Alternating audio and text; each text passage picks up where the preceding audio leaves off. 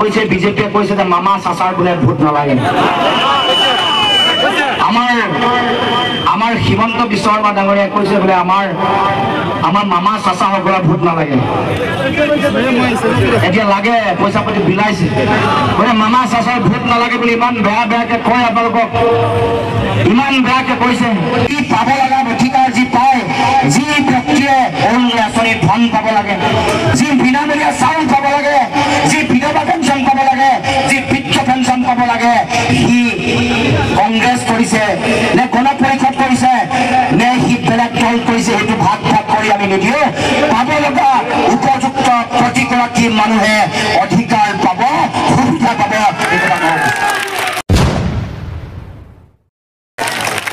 ভাগ কৰি নহয়, যি দুখীয়া মানুহে পাব লগা অধিকাৰ পাব, মানুহে পাব লগা অধিকাৰ পাব।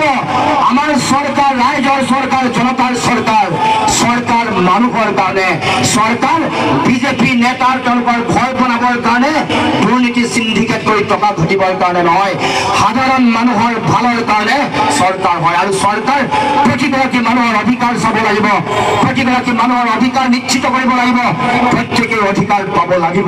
আৰু সেইকাৰণে আমি সেই দায়িত্ব আমি ইতিমধ্যে পালন কৰি ৰাইজক কৈছো যে যিমানবোৰ অন্যায় কৰি থকা হৈছে, যিমানবোৰ ভাগ কৰি ৰাজনীতি কৰিছে, তাৰ বিৰুদ্ধে আমি সিদ্ধান্ত ল'ম, তাৰ বিৰুদ্ধে আপোনালোকক সকলোকে ন্যায় দিম। আৰু এই কোনোবাই আঁচনি যদি পাইছে যদি আপোনালোকে ভাবিব নালাগে যে আমি বিজেপিক ভোট দিব লাগিব। কাৰণ এই যে আঁচনিৰ ধন দিছে, এই আঁচনিৰ ধনটো তেওঁলোকৰ নিজৰ ঘৰৰ টকা নহয়, বিজেপিয়ে ইলেক্ট্ৰেল বণ্ডৰ নামত যি টকা ঘটিলে তাৰোতো পইচা নহয়। আটাইতকৈ পৃথিৱীৰ ডাঙৰ চান্দা পাৰ্টি কোন কওকচোন? এই ইলেক্ট্ৰেল বণ্ডৰ নাম শুনিছিলে না মাজতে যে?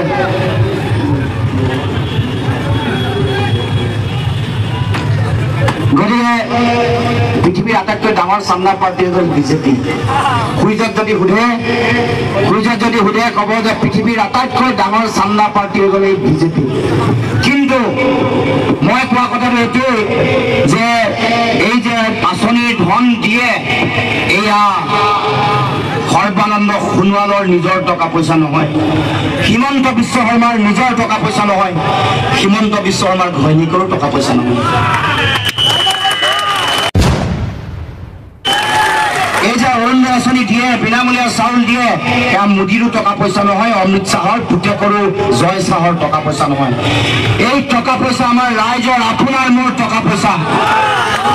আপুনি মই দিন ৰাতি একাকাৰ কৰি কাম কৰোঁ, মোৰ শৰীৰৰ ঘাম মাটিত পেলাই কাম কৰোঁ, মোৰ তেজ পানী কৰি কাম কৰোঁ। আমি কাম কৰি ধন ঘটো, ধনৰ টকা পইচাৰে আমি কৰ কাটল দিওঁ, মাটিৰ খাজানা দিওঁ, আমি টেক্স দিওঁ, তাৰ টকা পইচাৰে আপোনাৰ মোৰ অৰুণোদয় আঁচনিৰ ধন দিয়ে। গতিকে আপোনালোকে ধন পোৱা মানে, আঁচনি পোৱা মানে বিজেপিৰ কোনোবা মানুহ নিকিনা গোলাম নহয়। গতিকে ৰাইজ, যদি কোনোবাই অৰুণোদয় আঁচনি পাইছে, যদি কোনোবাই বিনামূলীয়া চাউল পাইছে, কোনোবাই বিধৱা বৃদ্ধ পেঞ্চন যদি পাইছে, কোনোবাই সুন্দৰী আইজনী যদি পাইছে, তাৰ মানে বিজেপিক ভোট দিবলৈ বাধ্য নহয়। আপোনালোকে সিদ্ধান্ত ল'ব নিজৰ মগজুক সুধি, নিজৰ বিবেকক সুধি। ভগৱানে আল্লাহ আটাইতকৈ ডাঙৰ সম্পদ দিছে এইটো মগজু, ইয়াক সুধি সিদ্ধান্ত গ্ৰহণ কৰিব।